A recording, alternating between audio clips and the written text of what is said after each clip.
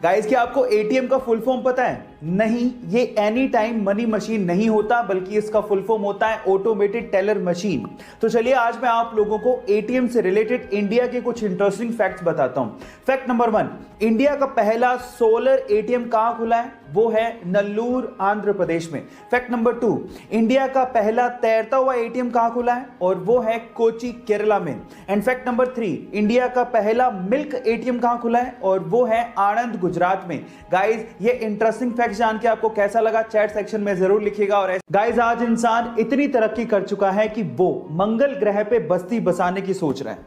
लेकिन मान लीजिए कि अगर किसी इंसान को मंगल ग्रह पे बिना स्पेस सूट के छोड़ दिया जाए तो उसका क्या होगा? क्या आप जानना चाहते हैं? चलिए मैं आपको बताता हूं। सबसे पहले तो मंगल ग्रह के वायुमंडल यानी कि एनवायरनमेंट में 95% CO2 यानी कि कार्बन डाइऑक्साइड है और ऑक्सीजन नाम मात्र की है। और अगर किसी इंसान को वहां पर बिना स्पेस सूट के छोड़ दिया गया तो एयर प्रेशर की वजह से यानी कि वायु के दबाव की वजह से नसों से खून बाहर आ जाएगा, आपको लकवा मार जाएगा और आप 2 मिनट में मर जाओगे।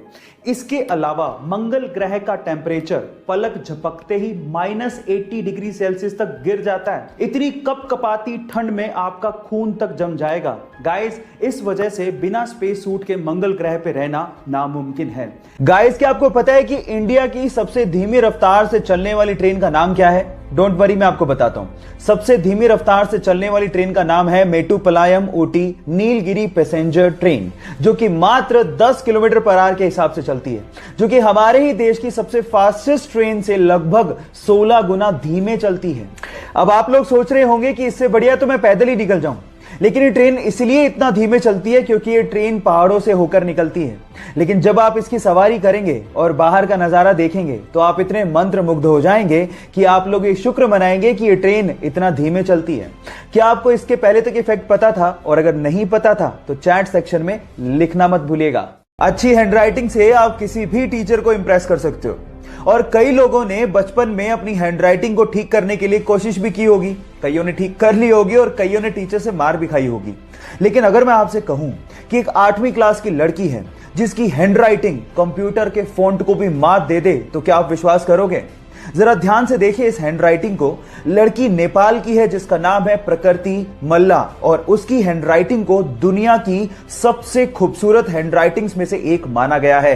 क्या आप लोगों को भी लगता है कि कंप्यूटर के फॉन्ट को भी मात देती है प्रकृति की राइटिंग? चैट सेक्शन में लिखना मत भूलिएगा।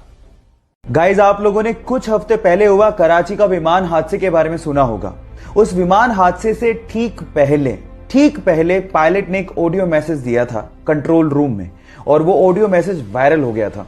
उस ऑडियो मैसेज में वो पायलट बार बार कह रहा था मेडे मेडे मेडे। अगर आपने ध्यान से सुना हो तो मेडे मेडे मेडे पाकिस्तान 830।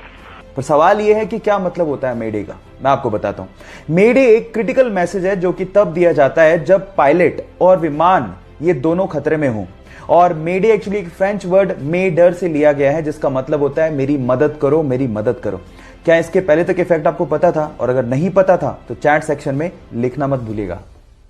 गाइस, मान लो आप किसी वजह से अपनी कार में फंस जाओ और आपके सेंट्रल लॉकिंग सिस्टम की वजह से सारे कार के दरवाजे ऑटोमेटिकली लॉक हो जाएं और वो खुल नहीं रहे हो, तो उस सिचुएशन में आप लोग कार से बाहर कैसे निकलोगे? डोंट वरी, इसका भी एक हैक है, मैं आपको बताता हूं। उसके लिए आपको अपनी सीट के पीछे लगे डिटैचेबल हेडरेस्ट को पहले निकालना है और उसके बाद उसकी एक टांग को किसी एक विंडो के कॉर्नर पे लगाना है इस तरह से, और उसके बाद उसको धक्का देना है, जिसके बाद वो जो विंडो है वो क्रैक हो जाएगा और उसके बाद आप उससे बाहर निकल सकते हो।